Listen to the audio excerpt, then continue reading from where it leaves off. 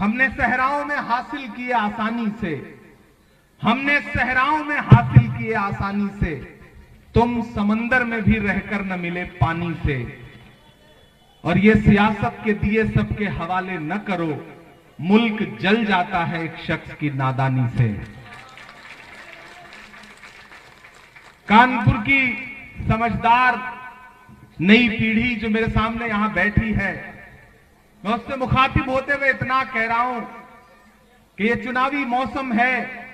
आने वाले कुछ दिनों बाद आपको उत्तर प्रदेश के मुस्तकबिल का फैसला करना है, उत्तर प्रदेश के भविष्य का फैसला करना है। तमाम चेहरे आपके सामने हैं।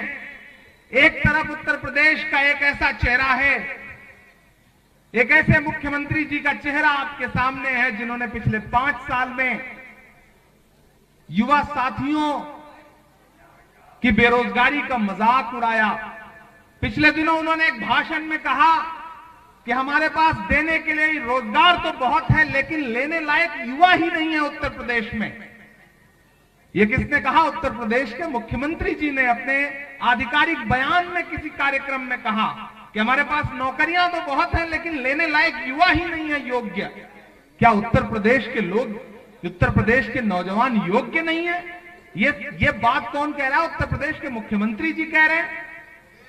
देश का बजट पेश करते हुए देश की वित्त मंत्री संसद में खड़ी होकर के बातचीत करते करते बाद में सवालों के जवाब देते देते कहती हैं यूपी टाइप जवाब।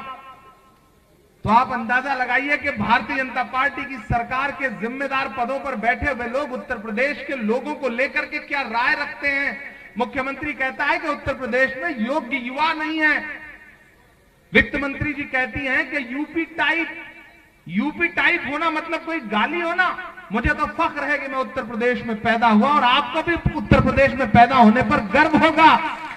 और मैं तो निर्मला सीतारमण जी से कहना चाहता हूं कि निर्मला जी, आप किस मुगालते में जी रही हैं? ये उत्तर प्रदेश है जो देश को न जाने कितने प्रधानमंत्री दे चुका है, न जाने कितने वित्त मंत्री दे चुका है, न जाने कितने कैबिनेट मंत्री दे चुका है।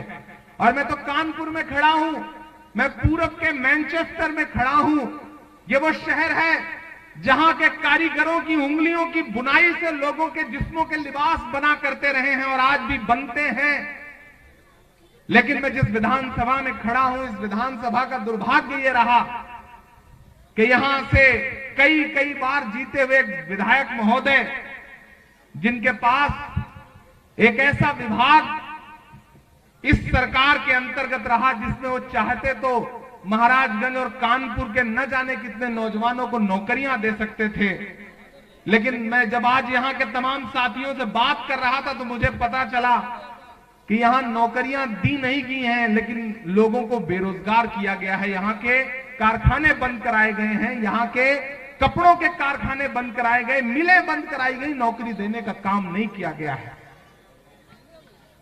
कारोबार बर्बाद किया गया पिछले 5 साल में, नए कारोबार बनाने के बजाय।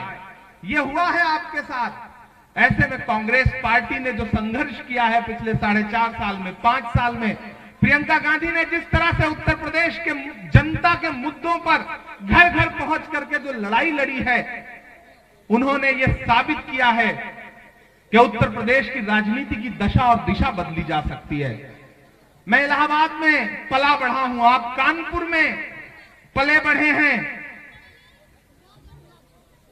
मैं आपसे यह कहना चाहता हूं कि महाराजपुर विधानसभा वालों, जब हम इलाहाबाद से दिल्ली के लिए निकलते हैं तो बिना कानपुर की सीमा को छुए हुए, पार किए हुए हम दिल्ली नहीं पहुंच सकते हैं। इधर से आने वाली कोई भी ट्रेन बिना कानपुर की सरहद पार किए हुए दिल्ली नहीं जा सकती है। इसी तरह से मैं यह भी जानता हूं कि वो लखनऊ से चला हुआ कोई भी रास्ता बिना कानपुर को छुए हुए दिल्ली नहीं पहुंच सकता है।